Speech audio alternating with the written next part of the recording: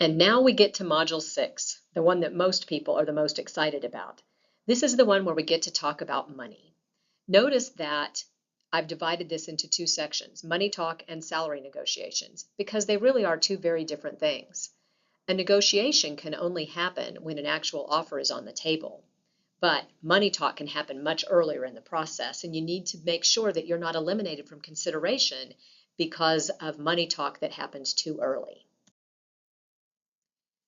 As you start thinking about the money piece of your career search, you really need to set your goals for what you want to make in terms of compensation. Ask yourself a couple of questions. Do you know what you want, and what are the elements of your compensation package? Think about two different lists. One, your list of deal breakers, those aspects of compensation that must be part of the package or you would walk away from the offer. Then think about the aspects of compensation that you would really like to have, but as long as all the deal breakers were met and it were a great opportunity, you would probably still take it. The reason why we want to talk about this early on is that at this point in your campaign, you have the ability to be more objective about money. Once offers start coming in, objectivity tends to fly out the window. So you want to make sure to get these lists down so that when an offer does come, we have the opportunity to look at that offer objectively and to determine what it is that you might want to negotiate. At this time, please take a moment to think about the two lists that I just mentioned in the previous slide. Once you've completed those lists, let's push play to continue.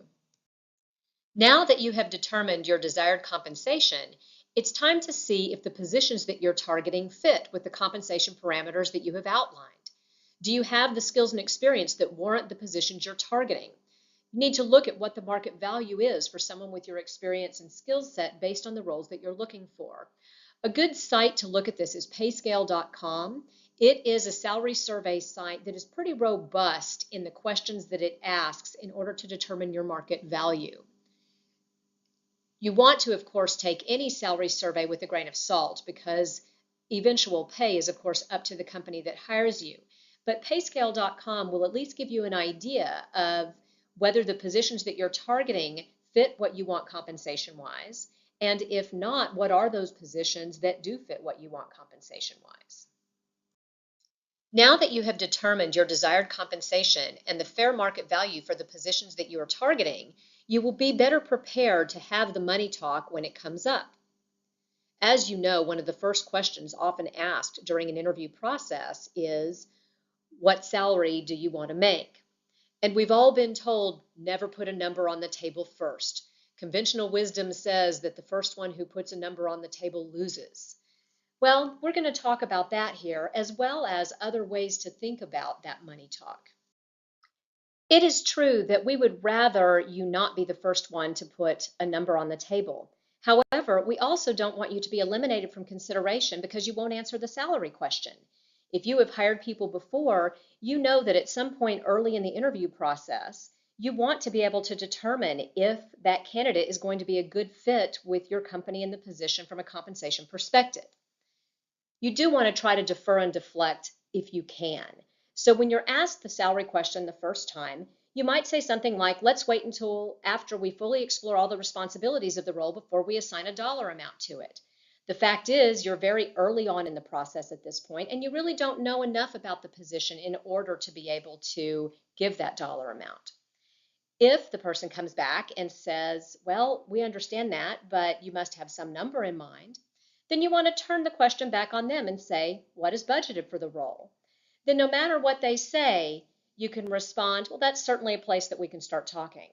Now, if they're $50,000 off, that's a little bit different. But in general, companies are not looking to lowball people, and they know what market value is for certain positions. But they may not know just how much they're willing to pay for the right candidate. If they continue to ask for the number, you want to give a number based on research. Remember, we talked about going to payscale.com and determining what fair market value is for certain positions with someone with your experience. Well, a good response is, based on research I've done on similar positions, I would expect the job to pay in excess of. The key words there are in excess of. You don't want to give a range because that locks you in, But if you were to say, I would expect the job to pay in excess of $100,000, in excess could mean $100,001. It could also mean 200,000. All you're trying to say is, I would expect it would be more than this number. But you want to make sure that whatever number you give is a number that's based in research within fair market value for those roles in the geographic area that you're looking. The reason why you normally want to try to defer and deflect if possible is not about a win-lose situation. It's about when you have the most leverage. Keep in mind that early in the interview process, the company is likely interviewing multiple candidates. At that point, if you're asking too much about money, the company may decide to go a different direction. It's only after you have received an offer, meaning that the company has decided that you are the one that they want to hire, that you have the leverage to do some negotiating. Don't be discouraged if early conversations suggest that the compensation is going to be lower than what you want. As I said earlier, a company doesn't know what they would pay for the right candidate once they find them. So the key to trying to defer and deflect the salary conversation has to do with talking money at a time when you have the most leverage, not about a win-lose or the first one who puts the number on the table loses. As I mentioned earlier, conventional wisdom suggests that the first one who puts a number on the table loses, and you don't want to do that. New research, however, suggests that it's okay to put it on the table. Actually start with the third step in the three-step process. In doing so, it cuts down on the back and forth of who's going to give the first number. Of course, each party knows what the other party is doing when they're trying to defer the conversation. Sometimes just putting the number out there cuts through all of that, can help to build trust during the negotiation process, and it suggests that neither person is all about money. You're not just in it for the money, and the company is not looking to lowball you. Again, it goes both ways, and you'll have to determine what strategy is best for you when the money talks start to occur in your campaign. Once you receive an offer, the money talk shifts from just talking about money to actual salary negotiations. Keep in mind that when you receive an offer, your goal is to negotiate for increased salary, for increased benefits, maybe different aspects of the compensation package that would be appealing to you. In order to do that, however, you have to be able to discuss your worth and value to the organization. Why is it that they are even hiring you to begin with, and what is the value that you will bring? When an offer comes, you want to be excited, be happy, be enthusiastic. Ask for details of the entire package. If an employer should call you with an offer and they just give you a dollar amount for the salary, you won't yet have enough information to be able to negotiate or even to consider that offer to begin with. You want to know everything you can about the package, including, of course, salary, bonuses, 401k or other retirement plans, vacation, all kinds of other things that may be part of that initial package. You want to request the offer in writing. Some companies are not going to give it in writing until they get a verbal commitment from you. So if you are talking with a company that has that policy, you will have the conversation with them by phone or in person. They will tell you all of the different elements of the compensation package. Then you're going to write them an email that says, based on our conversation, I understand these things to be the elements of the compensation package. Would you please confirm? That way, when you hear back from them, you know that when you come to negotiation time, you're at least on the same page where the package itself is concerned. Finally, ask when the company needs a decision. Normally, they're going to give you some time, at least a week, because you're going to need to have some time to go home and to look at that whole package and to determine whether or not, A, it's a good offer to begin with, B, what you might want to negotiate, or C, if you might want to walk away. But these things are very important when an offer comes to go through these steps so that you have all of the information that you need in order to make your decision.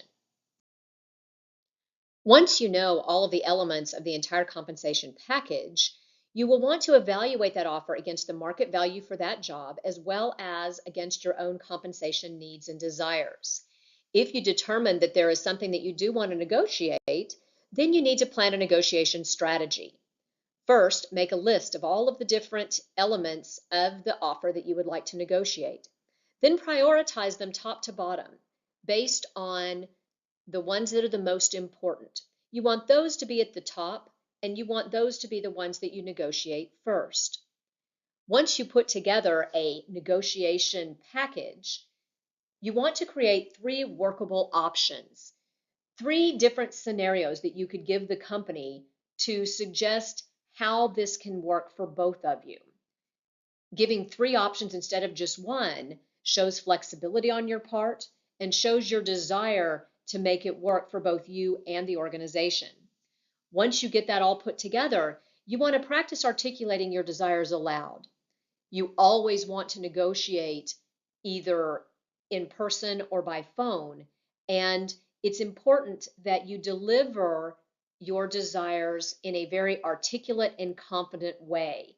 You're likely to get more of what you're looking for if the employer senses that you are confident in what you're talking about. If you counter, you're going to present your first choice counter offer in person if possible. Never, never, never do this by email. You want to deliver a short summary of your experience and how you fit the position.